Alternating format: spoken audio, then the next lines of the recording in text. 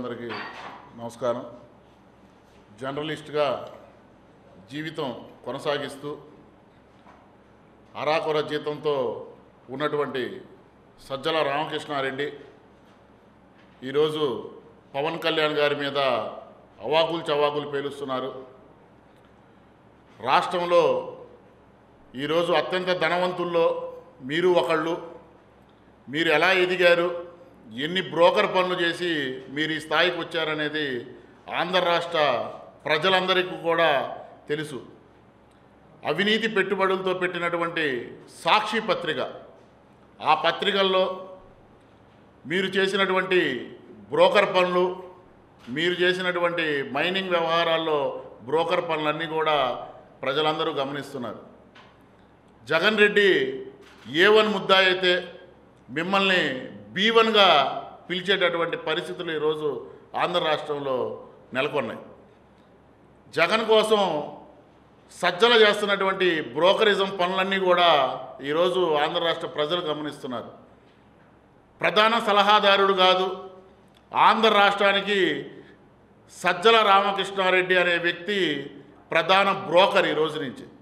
ఎందుకంటే ఇక ఈయన పిలవబోయే పదాలు కూడా ప్రధాన బ్రోకర్ అనే ఈరోజు రాష్ట్ర ప్రజలందరూ కూడా ప్రధానంగా పిలుస్తున్నారు.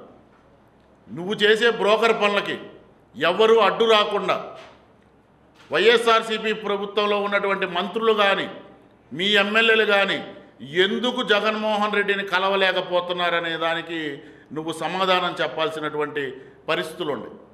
పొత్తుల విషయంలో వైసీపీ మైండ్ గేమ్ ఆడుతుందని చెప్పి బీజేపీ అగ్రనాయకులు అందరూ చెప్తున్నారు. వాళ్ళని అడిగే దమ్ము మీకుందా అని చెప్పేసి నేను అడుగుతున్నా. నిజంగా మీకు దమ్ముంటే మీరు అడగండి, అంతేగాని మీకు చేతగాక మా అధ్యక్షులు పవన్ కళ్యాణ్ గారి మీద, మా జనసేన పార్టీ మీద బురద జల్లుతామంటే మాత్రం చూస్తూ ఊరుకునే ప్రసక్తే లేదు. రాష్ట్ర ప్రభుత్వానికి సలహాదారుడిగా ఉన్నటువంటి పోస్టులో ఉండి ఎక్కడ ఏ బ్రోకరిజం జరిగినా ఆ బ్రోకరిజంలో మూల కారకుడివి నువ్వు. అలాగే వస్త్ర వ్యాపార సంస్థల్లో ఈరోజు నీ కుటుంబీకులు వెనక ఉండి ఈరోజు ఆఫ్కో సంస్థని కూడా నిర్ణయం చేస్తున్నారు. ఇవన్నీ కూడా జనసేన పార్టీ త్వరలో బయట పెట్టబోతున్నాం. సజ్జలకు చాలా సన్నిహితంగా ఉండే ఒక ఎమ్మెల్యేకి ఎలా మంత్రి పదవి వచ్చిందో ఆంధ్ర రాష్ట్ర ప్రజలందరికీ తెలుసు. దీనికి సమాధానం కూడా సజ్జల రామకృష్ణారెడ్డి చెప్పాల్సినటువంటి పరిస్థితులు ఉండే. నువ్వు ఏ బ్రోకరేజం చేసి ఆ ఎమ్మెల్యేకి మంత్రి పదవి ఇప్పించావు? ఆ ఎమ్మెల్యేకి మంత్రి పదవి ఇప్పించినందువల్ల మీ ఇంట్లో మీ ఆడవాళ్ళు ఆ ఎమ్మెల్యేని కొట్టినటువంటి మాట వాస్తవం కాదా? ఇవన్నీ ఆంధ్ర రాష్ట్ర ప్రజలకి నువ్వు చెప్పాల్సినటువంటి పరిస్థితి.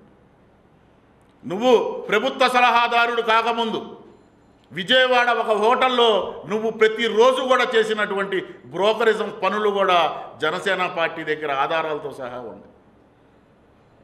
నీ ఆస్తుల మీద కూడా సిబిఐ ఎంక్వైరీ చేయాలి, ఈడీ కూడా దృష్టి పెట్టాలని చెప్పేసి జనసేన పార్టీ నుంచి మేము డిమాండ్ చేస్తున్నాం. ఈరోజు కాదు, రేపైనా సరే, ఏ రోజైనా A1 జైలుకి వెళ్ళినట్టే B1 కూడా జైలుకి వెళ్తాడని చెప్పేసి జనసేన పార్టీ నుంచి ప్రధానంగా డిమాండ్ చేస్తున్నాం.